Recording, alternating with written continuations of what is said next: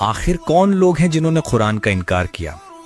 So this is the day 12 of understanding Quran in the most easiest way. کل ہم لوگوں نے ڈسکس کیا تھا سورہ البقرہ کا 10th رکوع، اور آج ہم لوگ دیکھیں گے سورہ البقرہ کا 11th رکوع.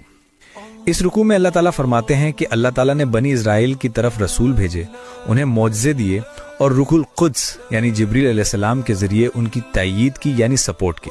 لیکن ہر بار یا تو انہوں نے اسے جھٹلایا یا اس رسول کو قتل کر دیا.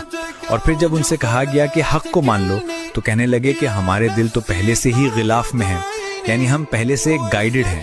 تو اللہ نے کہا نہیں، تم نافرمان ہو اور تمہارے دلوں پر مہر لگ چکی ہے. پھر جب قرآن آیا جو انہی کی کتاب توریت کی تصدیق کرتا تھا تو انہوں نے اسی کا انکار کر دیا. تو اللہ نے فرمایا عجیب ہے، جسے پہچانا اسی سے انکار کر دیا. تو اللہ کی لعنت ہے انکار کرنے والوں پر. یہ لوگ کہتے ہیں کہ ہمیں صرف وہی کتاب چاہیے جو ہم پہ آئی ہو. صرف حسد اور ضد کی وجہ سے انہوں نے اپنی طرف آنے والی روشنی کو ریجیکٹ کر دیا.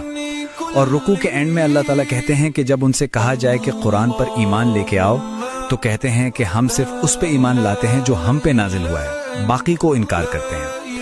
حالانکہ وہی کتاب یعنی قرآن ان کی اپنی کتاب یعنی توریت کی تصدیق کرتی ہے. تو یہ تھا سورہ البقرہ کا 11th رکوع، اور کل انشاءاللہ ہم ڈسکس کریں گے سورہ البقرہ کا 12th رکوع. So make sure you follow. جزاک اللہ.